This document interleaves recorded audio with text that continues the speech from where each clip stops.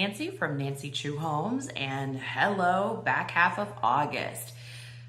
Summer's coming to an end, and we're gonna head into the fall season very, very soon. Just wanted to check in with you guys because, as we all know, by the back half of August, interest rates were over 7.47, etc. And, that is a 20-year high for mortgage rates. Very scary for the National Association of Realtors, which is super complaining that they really feel like 8% could be coming down the pike, and 8% is not good. Now, we all know that traditionally higher mortgage rates equals weaker demand, right? And there's been a lot of conversation about recession.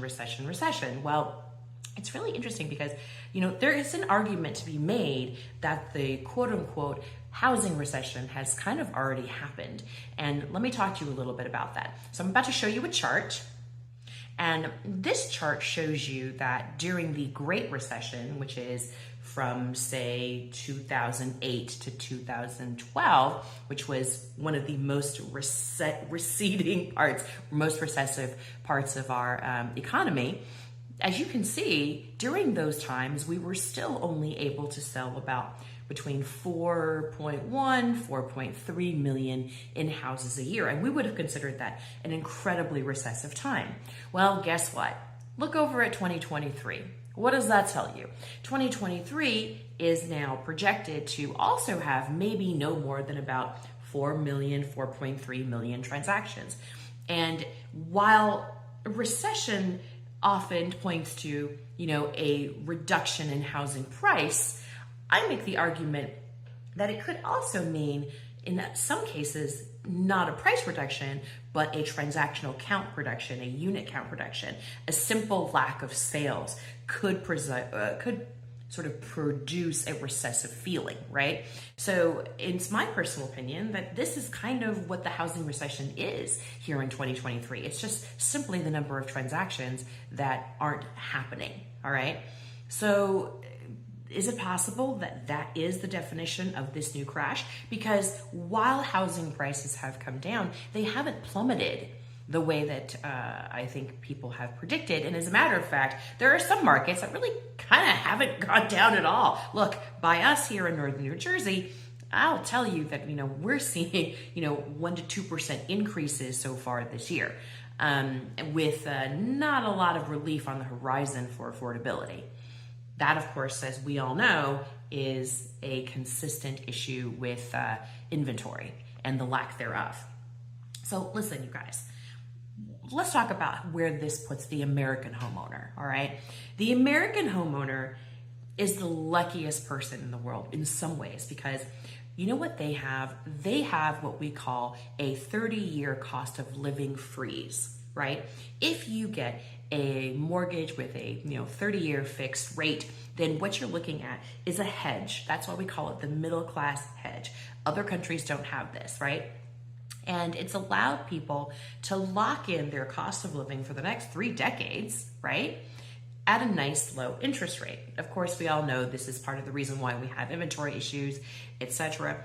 But the truth is, this is the thing, the wall that the Fed has been hitting their head on going, wait, we don't understand. If 70% of homeowners have less than 5% interest rate on their home, then guess what they're gonna do? They're gonna take control of the situation. And they're gonna say, we're not gonna move. We're not gonna sell. We're not gonna do anything. We're just gonna stay right here and enjoy our fixed cost of living. It is amazing how many times, different Fed folks have come out and been like, we didn't know that would happen if we raised interest rates. I'm like, yeah, are you morons? Yeah, of course that would happen. Because if I have a 2.75, why am I going anywhere, right? There's no reason for me to make any move unless the pain of not moving really starts to become great. And most of the time, I'm just gonna make more space, right? I could, if my space is too small, I'll just do an addition. I'll finish the basement, right? And I'll put up with a lot in order to keep my base payment every month so low.